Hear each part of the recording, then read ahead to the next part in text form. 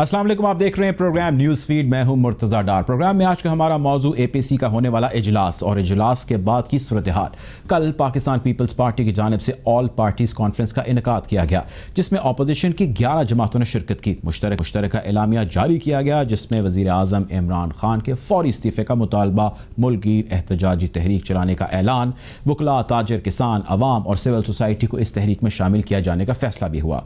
पहले मरहले में अक्टूबर में चारों सूबों में मुश्तरका जलसे और रैलियां मुनक्किद करने का फैसला हुआ, जबकि दूसरे मरहले में दिसंबर से बड़े एहतजाजी मुजाहरे में मुल्कगीर एहतजाज किए जाने का फैसला भी हुआ।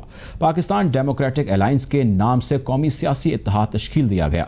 यूं तो कल के होने वाले इजलास में साबिक सदर आसिफ अली जरदारी, बिलावल भुट्टो, शहबाज शरीफ समेत दीगर बहुत से रहनुमाओं ने गुफ्तगू की, लेकिन जो गुफ्तगू साबिक वज़ीर आज़म मियां मोहम्मद नवाज शरीफ ने की, उसने सारी सूरत हाल को एक नया रुख दे दिया।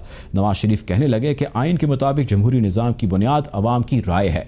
जब वोट की इज्जत को पामाल किया जाता है तो जमहूरी अमल बेमायनी हो जाता है। इंतखाबी अमल से कबल ये तय कर लिया जाता है कि किसको हराना, किसको जिताना है, किस किस तरह से अवाम को धोखा दिया जाता है, मैंडेट चोरी किया जाता है। नवाज शरीफ का कहना यह भी था कि आइन पर अमल करने वाले अभी तक कटहरों और जेलों में हैं, लेकिन क्या कभी किसी डिक्टेटर को सजा मिली? उन्होंने मजीद कहा कि डिक्टेटर को बड़े से बड़े जुर्म पर कोई सजा नहीं होती, ना उसको कोई पूछता है।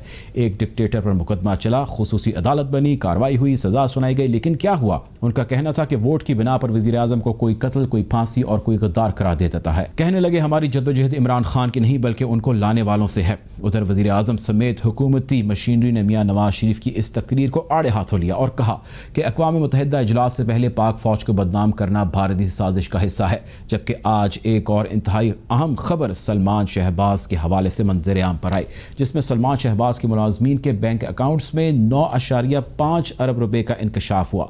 सलमान शहबाज के चपड़ासी मकसूद के बैंक अकाउंट में 2.3 अरब रुपए निकल आए। मकसूद चपड़ासी ने उन पैसों से 1.5 करोड़ रुपए की कीमती मर्सिडीज गाड़ी भी खरीदी। शब्बीर कुरैशी क्लर्क के अकाउंट से 1 अरब का इंकशाफ हुआ। राना वसीम के अकाउंट में 24 करोड़, इकरार के अकाउंट में 64 करोड़ मौजूद और क्लर्क तनवीरुल हक के अकाउंट में 52 करोड़, जबकि क्लर्क खिजर हयात के अकाउंट में 1.2 अरब मौजूद हैं। तौकीरुद्दीन के अकाउंट में 45 करोड़ रुपए जमा करवाए जाने का इंकशाफ भी हुआ है।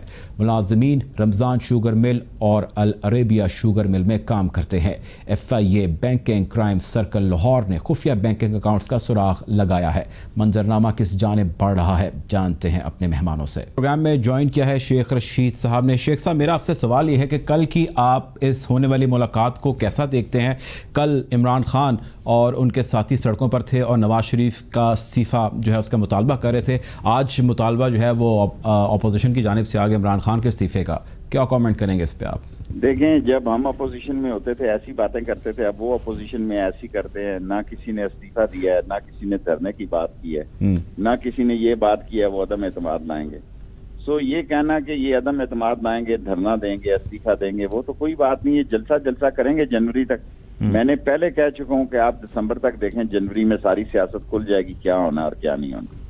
अच्छा शेख साहब, ये बताएं कि 2018 के इलेक्शन में बहुत सारे एतराज़ात उठाए गए। कल भी जो है वो जो डिक्लेरेशन हुआ उसमें जिक्र हुआ, इसका बहुत ज़्यादा जिक्र हुआ। तो आप लोग अपोजिशन के साथ क्यों नहीं बैठते, क्यों नहीं आप लोग एक लाएमल तय करते कि जो जितने भी ये हैं कवानीन इनको मुरत्तब किया जाए? सुन लें, चीफ ने भी कल उसके बेटे को कहा, 4-5 दिन पहले मीटिंग हो, किस कदर शर्म की बात है कि जो असम्बली से आप सदर का वोट मांगे तो वो हलाल थी, जब वो आप सदर ना बन सकें और वोट ना मिले तो वो असम्बली हराम हो जाती है।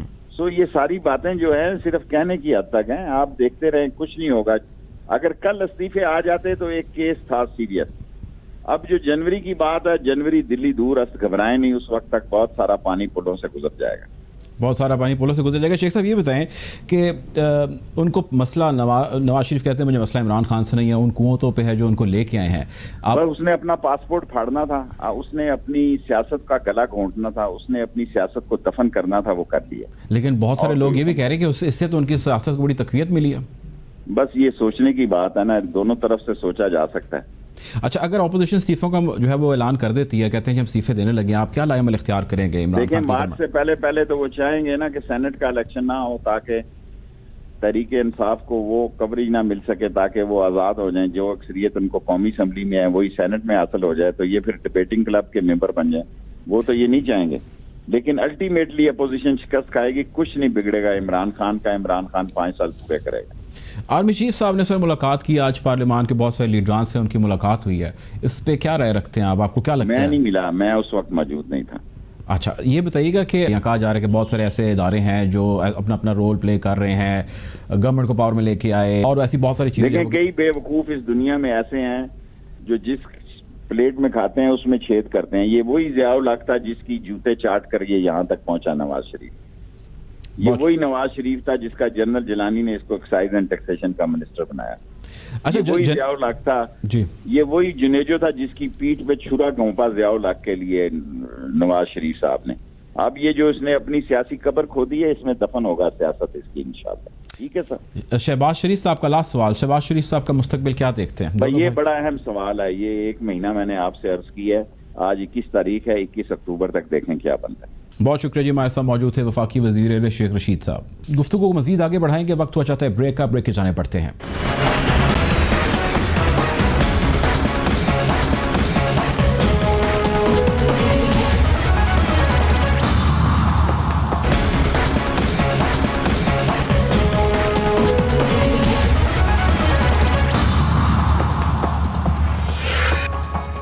Welcome back after the break. Program में हम गुफ्तगू कर रहे हैं कल की होने वाले एपीसी के इजलास के हवाले से। प्रोग्राम में हमें अब ज्वाइन किया है आफ्ताब जहांगीर साहब ने। आफ्ताब साहब, मेरा आपसे सवाल ये है कि जो अभी शेख साहब से हमारी गुफ्तगू हो रही थी कि अपोजिशन ने जब वो पावर में थे, इमरान खान और उनके हवारियों ने, उनके पार्टी के ओहदेदारान ने उनके इस्तीफ़े का मुतालबा किया, और आज वो वज़ीर आज़म के इस्तीफ़े का मुतालबा कर रहे हैं। उनमें और आप में आज मुमासिलत है उस स्टेज में। आप वज़ीर आज़म के इस्तीफ़े से मुताल्लिक़ क्या राय रखते हैं और क्या हिकमत अमली अडॉप्ट करेंगे आफ्टर दिस डिक्लेरेशन?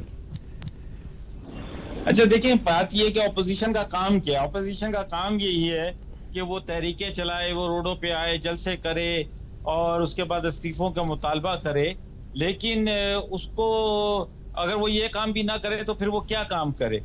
हालांकि होना तो ये चाहिए था कि पार्लियामेंट के अंदर आकर अपना रोल अदा करते और हर उस मौजू के ऊपर जो कि पाकिस्तान की जरूरत है उसके ऊपर सैर-असर गुफ्तगू करते, अपने बहस मुबाहिसा में हिस्सा लेते, पार्लियामेंट में आते हैं, अपने मुकदमात लड़ना शुरू कर देते हैं। लेकिन क्या है कि अगर आपने इस्तीफा देना है तो आप इस्तीफा दे दें। आप इंतजार किस बात का कर रहे हैं? आप जनवरी का किस बात का इंतजार कर रहे हैं? आपको क्या अगले दिन की, अगले घड़ी का पता है कि क्या होने वाला है आपके साथ? किसी को कुछ नहीं पता, तो आप इतने लंबे लंबे टाइम ना दें, आप इस्तीफे दें।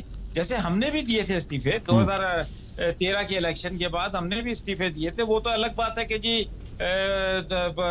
स्पीकर साहब ने उसको एक्सेप्ट नहीं किया, लेकिन हमने इस्तीफे दिए थे। आप भी इस्तीफे दे दें, हो सकता है स्पीकर एक्सेप्ट करे, हो सकता है ना भी करे, हो सकता है वो एक्सेप्ट करें, एक्सेप्ट ना करें। मैं इस गुफ्तगू को यहाँ से कंटिन्यू करता हूँ, मेरे साथ रहिएगा। अभी हमें प्रोग्राम में ज्वाइन किया तारिक फजल चौधरी साहब ने। जो सब कल की तकरीर के बाद मियाँ साहब की तबीयत तो बहुत ठीक लग रही थी। आप ये बताएं कि अभी उनकी तबीयत की एक तो कंडीशन क्या है, और दूसरा ये कि अगर उसमें कोई बेहतरी है जो कि कल हमें दिखी, तो क्या मियाँ साहब यहाँ पे आके प्रेफर नहीं करेंगे कि अदालतों का सामना करें और यहाँ पे आके सियासत करें? देखिए, मियाँ नवाज शरीफ साहब ने इससे पहले भी अदालतों का सामना भी किया है। मियाँ नवाज शरीफ साहब ने इससे पहले पाकिस्तान में जो भी उनके खिलाफ मुकदमात हैं उनका उन्होंने मुकम्मल सामना किया और आइंदा भी बिल्कुल करेंगे। और जो गए भी हैं वो भी आप सबको पता है कि न सिर्फ हुकूमत के तमाम डॉक्टर्स की रिकमेंडेशन के बाद, बल्कि उनकी जो बीमारी थी वो भी सबके इल्म में थी। तो लिहाजा बाद में जो सारी गुफ्तगू हो रही है, जो सियासी पॉलिटिकल पॉइंट स्कोरिंग हो रही है, ये भी आपके सामने है। लेकिन जहाँ तक उनके आने का ताल्लुक है, वो जरूर आएंगे। और सियासत मियाँ नवाज शरीफ साहब ने करनी है। पाकिस्तान की जो है, इससे पहले 3 दफा वो मुंतखब वज़ीर आज़म रह चुके हैं। अगर किसी को ये शक है कि वो सियासत से आउट हो जाएंगे, तो मेरा ख्याल है कि उसे शक अपना दूर कर देना चाहिए। और ये जो बातें मुख्तलिफ हो रही है, जो मियाँ साहब आज आ रहे हैं, कल आ रहे हैं, जैसे ही उनको डॉक्टर्स ने इजाजत देंगे इंशाल्लाह जरूर वापस आएंगे। चले, जैसे डॉक्टर से इजाज़त देंगे वापस ज़रूर आएंगे। सर ये बताएं कि कल मियाँ साहब ने कहा कि हमारी लड़ाई इमरान खान साहब से नहीं है, हमारी जद्दोजहद उन कुव्वतों से है जो उनको लेकर आए। कौन सी कुव्वतें जिसका वो जिक्र कर रहे हैं? देखिए जी, मियाँ नवाज शरीफ साहब ने कल जो बात की है, बहुत सारी एतराज़ात सिर्फ मियाँ नवाज शरीफ साहब को या नून लीग को नहीं, बल्कि अपोजिशन की तमाम जमातों को इस बात पर एतराज़ था कि इलेक्शन में धांधली हुई है, रिगिंग हुई है, और इसमें तो तमाम भी मुत्तफिक थे। हाँ, जो तरीक़ाकार था कि क्या पार्लियामान का हिस्सा बनना चाहिए नहीं बनना चाहिए, उसका तो इख्तिलाफ राय था, लेकिन इस पर तो तमाम जमातें इत्तेफाक रखती हैं कि धांधली हुई है, इलेक्शन चोरी हुआ है। अब मौजूदा हुकूमत ने इन तमाम फोर्सेज जिनके साथ मिल के इंतखाबात में धांधली कराई, अवाम का मैंडेट चुराया, वो सारी की सारी जाहिर है। चौधरी साहब देखें, मैं बात की है उन्होंने। देखें, अगर आपकी गवर्नमेंट इलेक्शन जीते, ऑपोजिशन का ये कहना है, बहुत सारे हलकों का ये कहना है, तो सब ठीक है, धांधली नहीं हुई, इलेक्शन प्रोसेस ठीक है, तमाम मराहिल को ठीक तरीके से कंटिन्यू किया गया, प्रोसीड किया गया, और जब आपकी गवर्नमेंट हार जाए, उसको वोट ना मिले, तो आप सारे के सारे प्रोसेस को कहें कि जी वो डीरेल है, वो सारा प्रोसेस गलत है। इस पर क्या कमेंट करेंगे आप? बहुत सारे लोग आपको इस पर क्वेश्चन करते हैं। देखिए, ये तो पॉलिटिकल स्टेटमेंट है कि आप हार जाएं तो आप धांधली की बात करते हैं। बुनियादी तौर पे मियां नवाज शरीफ साहब ने कल की जो गुफ्तगू हुई, उन्होंने तमाम अवामिल का अहाता किया है। उन्होंने इलेक्शन प्रोसेस में जो गवर्नमेंट ने एक मैकेनिज्म बनाया था कि जनाब हम इलेक्ट्रॉनिकली और इकट्ठा करेंगे, वो सारा का सारा घंटों के लिए फेल कर दिया गया। किसी को कुछ पता नहीं था कि क्या हो रहा है, रिजल्ट क्या हो रहे हैं। जो रिटर्निंग ऑफिसर्स हैं वो रिजल्ट कुछ और दे रहे थे, और जो आगे पहुंच रहे थे वो कुछ और जा रहे थे। फिर उसके साथ साथ मियां नवाज शरीफ साहब ने वो भी जिक्र किया कि जो पोलिंग एजेंट्स हैं उन्हें, मैं खुद 3 नहीं बल्कि 4 इलेक्शन के लड़ चुका हूँ, उसमें कभी भी पोलिंग एजेंट्स को ये नहीं कहा जाता कि आप बाहर निकल जाएं और हम पीछे से गिनती करेंगे। ये भी पहली दफा अनप्रेसिडेंटेड है। इसमें तो बहुत ज्यादा प्रोग्राम हो चुके हैं कि कितनी खूबसूरती के साथ हुकूमत ने मैनेज किया इस इलेक्शन को चोरी करना, इस इलेक्शन पर। तो क्या सर हुकूमत के लिए इतना ही आसान था चोरी करना? आपके सामने है। और उसके बाद पंजाब में आप देखें कि इनकी अक्सरियत नहीं बनी, इनकी सिंपल मेजोरिटी भी नहीं थी, वहां पे ये चीजें मैनेज तो हुई हैं, इसमें तो कोई शक नहीं है, और मौजूदा हुकूमत ने की है। मौजूदा हुकूमत ने किया। ये बताएं चौधरी साहब, मेरा सवाल आपसे ये है कि नवाज शरीफ का ये बयान इस मौके पे जब पाकिस्तान पे फैटफ की तलवार लटक रही है, यूनाइटेड नेशन के अंदर हमारा एक खिताब होने जा रहा है, पीस प्रोसेस हमारा बड़ी एक अहम स्टेज पर पहुंच चुका है, इस बयान ने डेंट नहीं किया? इसके हवाले से वज़ीर आज़म ने भी आज जो है वो इज़हार ख्याल किया और उन्होंने कहा कि भारत में ख़ुसूसन भारतीय हमारी वज़रा जो आज वफाकी वज़रा हैं, उन्होंने भी आज एक प्रेस टॉक की। उन्होंने कहा कि जी जितने भारतीय अखबारात हैं, जितने भारतीय मीडिया हैं, उन्होंने मियाँ नवाज शरीफ की सारी तकरीर को बहुत हाईलाइट किया। इसका पाकिस्तान को इंटरनेशनली बहुत ज़्यादा नुकसान है। क्या ज़रूरत थी इस वक्त पर ऐसी तकरीर करने की और इस किस्म के अल्फाज का चुनाव करना और इदारों के हवाले से गुफ्तगू करना? देखें जी, मैं ये अर्ज करूँ कि पहली बात तो ये है कि सेटअप के जो अल्फाज उसमें कोई एक भी नवाज शरीफ साहब ने ऐसा नहीं किया। आपके हवाले से वो जो पूरी दुनिया चाहती है कि पाकिस्तान बहुत शुक्रिया जी, हमारे साथ मौजूद थे पाकिस्तान मुस्लिम लीग नून के रहनुमा तारिक फजल चौधरी साहब। गुफ्तगू को आगे बढ़ाता हूँ आफ्ताब जहांगीर साहब की जानिब से। जहांगीर साहब, आपने देखा कि चौधरी साहब ने जिस तरह हमें कुछ क्वेश्चंस को काउंटर करने की कोशिश की, मैं आप ही की जानिब कुछ सवालात लेकर आता हूँ। सवाल मेरा आपसे ये है कि अपोजिशन के गिले शिकवे शिकायत अपनी जगह, उनका बयानिया अपनी जगह, अगर कल अपोजिशन ये तय कर लेती है कि वो असम्बलियों से इस्तीफ़ा देगी, आपके पास क्या ऑप्शंस बचेंगे इसके बाद? अच्छा देखिए, इसमें 2 ऑप्शन। एक ऑप्शन तो ये कि बाई इलेक्शन हो जाए, अगर कायन में इसकी इजाजत है तो बाई इलेक्शन हो जाएंगे। दूसरा ये होगा कि हो सकता है कि जी इसके उसमें मिड टर्म इलेक्शन की तरफ चले जाए। मतलब ये सारे ऑप्शंस मौजूद हैं। तो मैं तो ये कहता हूँ कि जो भी आपको करना है वो कर लें एक दफा, ताकि आपकी तसल्ली हो जाए कि आपने जो करना था कर लिया। देखिए, ये पहले भी बनती रही हैं, अलायंसेस पहले भी हुए, MRD बनी, ARD बनी,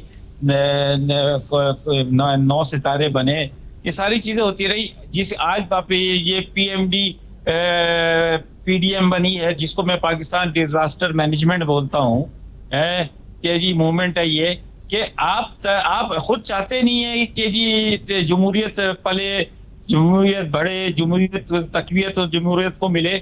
उसका बेहतरीन हल ये है कि जो भी पार्टी हो, आज PTI है, कल आपकी होगी, परसों पीपल्स पार्टी, किसी की भी हो, वो अपना टाइम पूरा करे और फिर अवाम हालत में जाए अपनी परफॉर्मेंस की बुनियाद के ऊपर, कि जी हमने आपसे ये वादे किए थे, ये पूरे किए नहीं किए, आस्ता अवाम परफॉर्मेंस पे फैसला रुक करे। जाइएगा, परफॉर्मेंस पे रुक जाए। मेरा आपसे सवाल ये है, अवाम ये पूछती है कि अगर पीटीआई गवर्नमेंट की ओवरऑल हम परफॉर्मेंस निकालें, आपने बहुत सारे वादे किए थे जिनमें एक वादा चोरों को पकड़ना था, करप्शन का खात्मा था, वहाँ पे अवाम को रिलीफ देना था। कौन सा रिलीफ आप दे रहे हैं? महंगाई आज भी वैसे ही है, ताबड़तोड़ हमले जो है वो पेट्रोल, डॉलर, इन तमाम चीज़ों की प्राइस में इन्फ्लेशन प्राइस हम देख रहे हैं। अवाम का मुद्दा बयान कीजिए, उसका क्या आपने रिबटल दिया, क्या उसको आपने फैसिलिटेट किया? अच्छा देखिए, चोरों को पकड़ना हमारी जिम्मेदारी नहीं थी, हमारी ये इदारों की जिम्मेदारी है, इदारे अपना काम आपका कर रहे हैं। मंशूर था, आपने कहा था कि मैं किसी को, वज़ीर आज़म ने कहा था मैं किसी को एनआरओ नहीं दूंगा, कोई मुल्क से बाहर नहीं जाएगा, सब लोग यहाँ पर आएंगे, चोरों से एहतसाब का अमल होगा, इतना पैसे मैं इनसे रिकवर करूंगा, ये वज़ीर आज़म ने कहा था। जी, वो इसका मतलब ये था कि हम एनआरओ नहीं देंगे, लेकिन क्योंकि नवाज शरीफ तो आज भी बाहर हैं, अगर आप एनआरओ नहीं देंगे, हम एनआरओ नहीं देंगे, हम इदारों को काम करने देंगे, इदारे इनको पकड़ेंगे, इदारे इनसे पैसा रिकवर करेंगे, हम उसमें मदाखलत नहीं करेंगे, ये हमारा कहना था। और वो उसी पर हम कारआमद हैं कि हम उस पर जो है कोई मदाखलत नहीं है हमारी। अगर अदालतें इनके हक में फैसला देती है, बड़े खुश होते हैं, कहते हैं देखें जी कितनी जबरदस्त अदालत है और इसने इंसाफ के तकाजे पूरे किए, और यही अदालत अगर इनके बरखिलाफ फैसला देती है तो कहते हैं ये 22 है। इसी तरह इदारे जो है, ये इदारे हमारे नहीं बनाए हुए, इनके दौर था, इनके 5-10 साल दौर था। अगर इससे समझते थे कि ये इदारा इनके लिए आगे जाके परेशानी है, ये इदारा सही काम नहीं कर रहा, तो इसमें अमेंडमेंट्स ले आते, इसके अंदर इस्लाहात ले आते, लेकिन ऐसा इन्होंने नहीं किया। अब जब इनको पता चला कि जी अब इदारे अपना काम कर रहे हैं, उसमें मदाखलत नहीं है, तो अब इनको ये बुरे लगने लगे।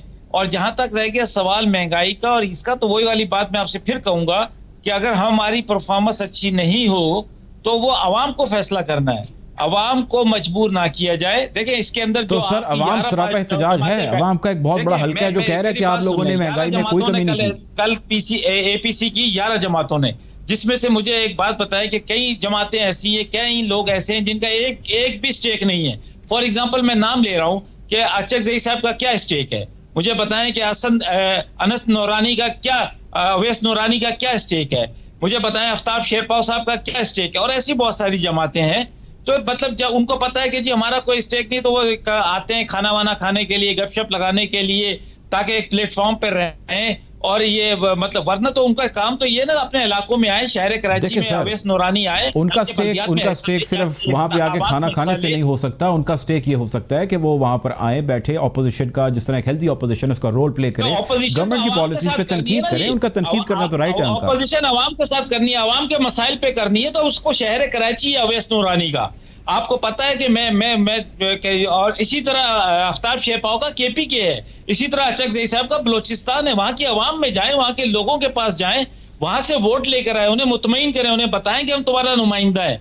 लेकिन जब वो आवाम के पास जाते ही नहीं है, इलेक्शन में हिस्सा ही नहीं लेते हैं, और वो एपीसी वगैरह में बैठ कर सिर्फ तकवीत देने के लिए है, अगर आज हम थोड़ा सा कोई उनको रिलीफ दें तो ये हमारी तरफ आके बैठना शुरू कर देंगे। जैसे कि 2013 के इलेक्शन में हुआ, यही अचकजई साहब थे, यही फजलुर रहमान साहब थे, यही सारे आफ्ताब शेरपाव साहब थे, पीपल्स पार्टी थी, और उन्होंने कहा कि ये अपनी सदी का सबसे धांधली शुदा इलेक्शन था। लेकिन जैसे जैसे उनको हिस्सा मिलता गया, वो कहते हैं जिससे अच्छी जमहूरियत ही कोई नहीं है। उन्हें किसी को कश्मीर कमेटी मिल गई, किसी को कुछ और मिल गया, वो इस दफा इनको मिला नहीं है। तो मेरा ये अगला सवाल ये है कि कल की जो तकरीर थी जिसका आप जिक्र कर रहे हैं, बहुत धुआंधार जो है वो तकरीर नवाज शरीफ ने की बकौल उनके और उनके पार्टी के कारकुनों के, और उस पर मरीम ने बहुत ज़्यादा उनको मुबारकबाद भी दी, मरीम नवाज साहिबा ने। अगर वो इदारों पे इस तरह तनकीद कर रहे हैं और इस स्टेज पर कर रहे हैं, एक चीज़। दूसरी चीज़, उनको अदालत इश्तिहारी डिक्लेयर कर चुकी है। दो चीज़ें, आप इन दोनों चीज़ों की इमा पर, इन दोनों चीज़ों की बिना पर उनको पाकिस्तान लाने की कौन सी ऑप्शन को अडॉप्ट कर रहे हैं? आपके पास कौन सा ऐसा लीगल चैनल प्रोसेस है कि जिसके ज़रिए आप उनको इश्तिहारी डिक्लेयर होने के बाद यहाँ पे लाएं, और इस किस्म की तकरीर और इस किस्म के बयानिए के बाद अगर गवर्नमेंट की मुनासिब समझे तो उनको लाए, किस सीमा पर लाएंगे? अच्छा देखें, पहली बात तो ये कि ये अदालत ने इनको कहा था कि जी कल पेश होने के लिए, और उन्होंने पाबंद किया था। हाई कमीशन ने उनके घर पे वारंट्स भेजे, उन्होंने लेने से इनकार कर दिया, उन्होंने ईमेल कर दिए। हमारे पास देखें जो ब्रिटिश कानून तो कोई ट्रीटी नहीं है सर, गवर्नमेंट के पास कोई ट्रीटी नहीं है कि वो बरतानिया से जाए। यही तो कह रहा हूँ कि देखिए हम ये कहते हैं कि जी बहुत सी चीजें ऐसी होती हैं कि वो मॉरल ग्राउंड के ऊपर भी होती हैं। आप अपने आप को इस मुल्क का लीडर कहते हैं, आप इदारों को, आवाम को इदारों से लड़ाना चाहते हैं, आप आवाम इस मुल्क के अंदर इंतशार फैलाना चाहते हैं, आप कहते हैं कि मैं लीडर हूं इस मुल्क का, तो आपको चाहिए था अपने किए हुए वादे के मुताबिक, जो आपने वादा अदालत के अंदर किया था, जो आपके भाई ने बॉन्ड भरा था, उसके मुताबिक आप माशाल्लाह आप सेहतमंद हैं, आप भरपूर तरीके से। ठीक है जी, पॉइंट आ गया। गुफ्तगू को मजीद आगे बढ़ाएंगे, वक्त हुआ चाहता है ब्रेक का, ब्रेक के जाने पड़ते हैं।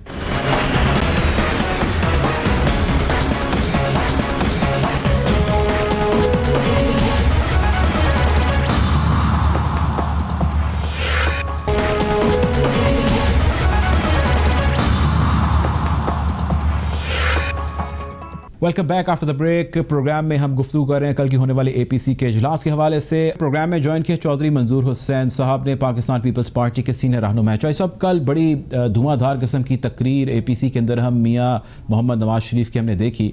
हम इसी किस्म की कुछ तकरीर एक्सपेक्ट कर रहे थे, या इससे मिलती जुलती, या वो जोश या वो वलवला जरदारी साहब की तकरीर में कुछ माइल्ड सी तकरीर किया है उन्होंने। क्या कोई वजह है, ख़ास वजह है इस चीज़ की?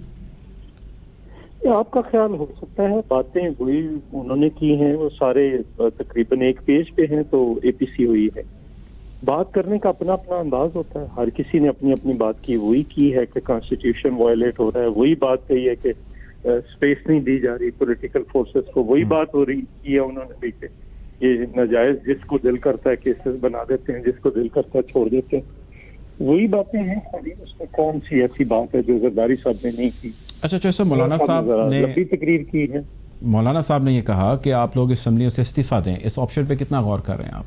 जी, इस्तीफे का वो आपने इलामिया मेरे ख्याल पढ़ा नहीं है, अगर इलामिया पढ़ते तो शायद आपका ये सवाल ना होता। उसमें तमाम ऑप्शन जितने भी जमहूरी और कानूनी और आईनी ऑप्शन है, इस्तीफों समेत वो सारे इस्तेमाल। इसको सर डेफर तो आप कर रहे हैं आने वाले 6-8 माह तक, कैसे देना है ये तो वो कमेटी तय करेगी, कमेटी तय करेगी। अभी फौरन आप कोई ऐसा इरादा नहीं रखते? अच्छा, आपसे मेरा ये आखिरी बात पहले थोड़ा होनी होती है। अच्छा चौधरी, मेरा आपसे अगला क्वेश्चन ये है कि आपको क्या लगता है कि वज़ीर आज़म, जो साबिक वज़ीर आज़म थे नवाज शरीफ, उनका इदारों को इस मौके पे इस तरह से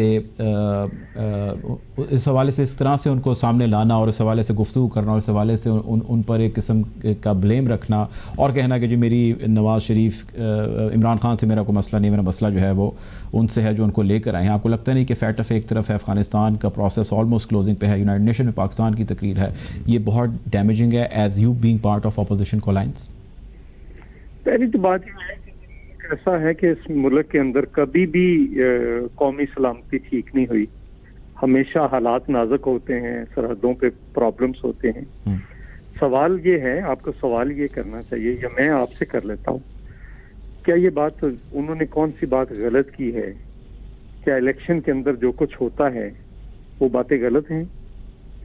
उठाकर एक को बाहर फेंक दिया जाता है, दूसरे को ले आया जाता है, ये चीजें गैर आईनी हैं। हम कह क्या रहे हैं कि आइन पे अमल दरामद करो, ये तो बात, फिर आप जो बात मुझे कह रहे हैं, तो फिर तो फौज को बिल्कुल किसी में पार्टिसिपेट नहीं करना चाहिए, उन्हें तो अपना काम करना चाहिए, सरहदों पे, मसाइल पे वो काम करना चाहिए। ये जो इंटरनल इश्यूज हैं जिनमें उलझे हुए हैं, वो तो बिल्कुल नहीं उलझना चाहिए। आपने तो ठीक बात कह दी मुझे।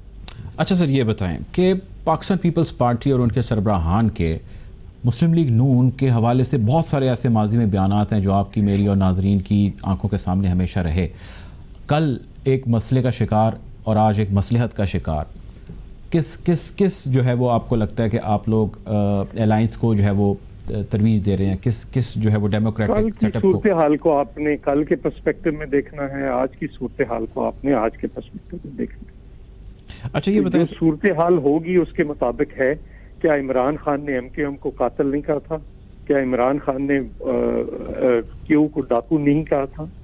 किस किस को क्या क्या नहीं अलकाबात दिए थे, उनसे भी जरा पूछ लीजिए। ये बताएं सर, कोई अदम एतमाद की तहरीक की तरफ जाने का कोई इरादा रखते हैं? ये देखें, सारे ऑप्शंस हमने खुले रखे हैं, वो जब जाना होगा वो स्ट्रेटजी तो प्रेस में तो आकर पहले ऐलान नहीं करेंगे ना कि हम 5 महीने बाद जा रहे हैं या 15 दिन बाद जा रहे हैं। वो तो अपनी स्ट्रेटजी बनाएंगे, जो स्ट्रेटजी बनाएगी कमेटी बैठकर उस पर अमल दरामद करेगी। बिल्कुल ये option B one of the option है। फैटफ से सर, फैटफ के हवाले से जो बिल पास किया गया है, जो पाकिस्तान को ग्रे लिस्ट से ब्लैक लिस्ट में जाने से रोकने की कोशिश है, काविश है बकौल हुकूमत, उस पे आपकी पार्टी को खुसूसन हमने शहरी रहमान साहिबा के बहुत सारे ऐसे बयानात सुने, बहुत शदीद तहफ़्फ़ुज़ात एतराज़ात हैं। गवर्नमेंट ये कहती है, हुकूमती हल्के ये कहते हैं कि अगर आपके पास कुछ छुपाने को नहीं है, कोई मसला नहीं है, तो आपको मनी लॉन्ड्रिंग के इस नए कानून से क्या मसला है? आपने इतना एहतजाज क्यों किया, आपने वॉकआउट क्यों किया, और उसके बाद आपने इतना शोर व गौगा भी किया? अच्छा, पहली बात तो ये है कि आपको ये बात समझनी होगी कि कोई एक बिल नहीं था, 9 बिल थे, जिनमें से 7 पास हो गए, 2 पे तहफ़्फ़ुज़ात थे, उन्होंने बुलडोज किया, वो गलत है आपका हमारा इनपुट। और कौमी सलामती जो होती है 4 महीने इनको मिले थे, आखिरी हफ्ते में बिल क्यों पेश कर रहे हैं? लेकिन सर उससे पहले तो कौमी असम्बली में गया ना, फिर खतरे में पड़ जाती, पहले अपर हाउस गया, फिर लोअर हाउस गया, फिर अपर हाउस नहीं गया, वो मैं पहले की बात कर रहा हूँ। ये तो आखिरी दिनों में, आखिरी 15 दिन की आप बात कर रहे हैं, उससे पहले भी सारा कुछ हुआ है। तो वो जब टाइम लाइन मिली थी फरवरी के अंदर, तब ये चल रहा था सब कुछ, हम बिल पेश करने के बाद खुला था। तो इसलिए अपोजिशन ने अपनी जो बातें थी वो रखी उसने, तो जो भी तरामीम थी वो पेश की, और जो ठीक तरामीम थी वो सारी हमने दुरुस्त माना। आप ताकत के नाम पे आपको जापानी लॉ तो नहीं, वायलेशन ऑफ वो तो नहीं कर सकते ना कि आप 6 महीने के लिए बंदे को उठाएं और जेल ले जाएं और बगैर किसी वजह। ये कौन से फाटफ ने डिमांड की है, किस मुल्क ने डिमांड की है, किस मुल्क ने की, आपको पता है तो मुझे बता दें किस मुल्क ने डिमांड किया। बहुत शुक्रिया जी। हमारे साथ चौधरी मंजूर हुसैन साहब मौजूद है, पाकिस्तान पीपल्स पार्टी के सीनियर रहनुमा। गुफ्तगू आगे मजीद बढ़ाएंगे। आपसे आफ्ताब साहब ये है कि फैटफ के बिल को लेकर हुकूमत को क्या जल्दी थी, क्यों तमाम पॉइंट्स पर गवर्नमेंट ने पहले अपोजिशन के साथ बैठ के मुशावरत करके, वैसे बैकडोर डिप्लोमेसी के हवाले से हमने कुछ चीज़ें होती देखी, फैटफ के बिल को लेकर गवर्नमेंट को क्या जल्दी थी? आपने अपोजिशन पार्टीज़ को क्यों वक्त नहीं दिया, उनके साथ कोई front door, back door diplomacy conversation, कोई टॉक क्यों नहीं किया? आपने क्यों फैटफ पर उनको नाराज़ किया, नालाक किया, जिसकी वजह से शायद उसका गुस्सा जो है वो एपीसी के अंदर भी निकला? अच्छा देखें, जहां तक इस बिल का ताल्लुक है, ये बिल पहले जो है कौमी असम्बली में पेश हुआ, अच्छा उसके बाद ये फिर गया सेनेट के अंदर। तो इस बिल की जितनी भी उसकी थी शिकें थी और जो उसके अंदर चीजें थी, वो सारी ऑपोजिशन को भी पता थी कि इसके अंदर क्या है, और हमने पूरी कोशिश की। देखें, आप यकीन करें, मैं आपको ईमानदारी की बात बता रहा हूँ कि हमारा पूरा होता है किसी भी बिल के ऊपर या कोई भी ऐसा कानून साजी हो, हम उसमें पूरी तरह से कोशिश करते हैं कि ऑपोजिशन को ऑन बोर्ड लें। अच्छा, ये जब कमरों में बैठते हैं तो ये कुछ और बात करते हैं, जब ये बाहर आते हैं तो ये फिर एकदम अपने किए हुए वादों से मुकर जाते हैं। इसी तरह इन्होंने जब यहाँ पर भी यही किया कि जी यहाँ पर कौमी असम्बली में उसको पास हुआ, उसके बाद जब सेनेट में गया तो उसको फिर वहाँ पे उसको रिजेक्ट करवा दिया। अब ज्वाइंट सेशन के अंदर भी इसके ऊपर जो है जब आया तो यहाँ पे आपके सामने ये पास हो गया। अच्छा, जो भी कानून साजी है वो मुल्क के मुफाद के लिए होती है। अगर इसके अंदर अगर आप ये समझते हैं कि जी इस कानून साजी से मुल्क को फायदा है, मुल्क ग्रे लिस्ट से निकल सकता है या ब्लैक लिस्ट में जाने से रुक सकता है, तो ये मुल्क के लिए मुफाद में। लेकिन हमारे यहाँ मसला ये है कि हम जातियात के ऊपर चले गए हैं। हम ये कहते हैं कि जी हमारे ऊपर ऐसे कानून साजी ना करें कि जिसमें हमारी गिरफ्त हो, हमें आज़ाद छोड़ दें। ओ भाई, आज़ाद कैसे छोड़ दें? ये एक रियासत है, ये कोई बनाना रियासत नहीं है। आप लोगों ने 70 साल इसको बनाना रियासत बना के रखा है, अब आगे नहीं चल सकता ये मामला। आपको दुनिया के साथ चलना होगा, दुनिया के साथ आप चलेंगे नहीं तो आप पीछे रह जाएंगे। हमने पहले ही बहुत सारी तकलीफात बर्दाश्त की आप लोगों की नाकाम पॉलिसियों की वजह से। मुल्क को किस हाल पे पहुंचा दिया, मुल्क को दिवालिया तक आपने पहुंचा दिया। आज जो हम कुछ भुगत रहे हैं वो आपके किए हुए सारे। लेकिन आफ्ताब साहब, गवर्नमेंट ने जो ये किया, यकीनन उसने बेहतरीन इंटरेस्ट में किया कंट्री के। ऑपोजिशन ये कहती है कि फैटफ की आड़ में आपने ऐसे बहुत सारे बीच में कवानीन डाल दिए हैं जिन कवानीन का कहीं पे फैटफ की तरफ से ना जिक्र था ना डिमांड थी। आप पहले 60 दिन के लिए बंदे को उठाएंगे, फिर 180 दिन के लिए उठाएंगे। वो शख्स जो को कारोबार कर रहा है, लेन देन कर रहा है, पैसे की ट्रांसफ़र कर रहा है, आप उसको उठा के अपने पास रख लेंगे और उस पर कोई वारंट भी नहीं लेंगे, आप अदालत को भी नहीं कंसिडर करेंगे। आप ये किस कानून के तहत करें? ह्यूमन राइट्स की वायलेशन है, ये संगीन वायलेशन है। किस मुल्क में ऐसा होता है? अच्छा देखें, पहली बात तो ये कि ये बिजनेसमैन की बातें कर रहे हैं। आज तक किसी बिजनेसमैन ने इस पर ऑब्जेक्शन किया? कोई नहीं किया। मैं भी लोगों से मिलता हूँ, मुझसे तो कभी किसी ने ऐसी बात नहीं की। ये वही लोग होते हैं खौफजदा जिनके दिलों में चोर होता है, जिनके किरदार के अंदर कहीं कमी और कोताही होती है, जिनके मामला सही नहीं होते, चाहे वो बिजनेसमैन हो, चाहे वो सियासतदान हो, चाहे वो कोई भी हो। अगर एक आदमी नीट एंड क्लीन है तो उसको कोई फर्क नहीं पड़ता कि जितने भी सख्त से सख्त कवानीन बना लिए जाएं, तो उसमें उसको क्या एतराज है। तो अगर मैं ये समझता हूं कि अगर ये सारी चीजें अपने असल में नाम दूसरों का लेते हैं, ये अपनी परेशानी के अंदर मुब्तला है, क्योंकि जो इन्होंने किया हुआ है, जो इन्होंने बोया वही काटेंगे ना अब। तो इसलिए इनको ये सारी चीजें, ये तो कहते हैं हमें खुली छूट दे दो, 99 करोड़ 99 लाख 9900 में कोई ना पूछे। बहुत शुक्रिया जी, हमारे साथ मौजूद थे आफ्ताब जहांगीर साहब, पाकिस्तान तहरीक इंसाफ के सीनियर रहनुमा। वक्त खत्म हो जाता है प्रोग्राम से, आपसे कल जरूर मिलेंगे। अपना ख्याल रखिएगा। अल्लाह हाफिज़।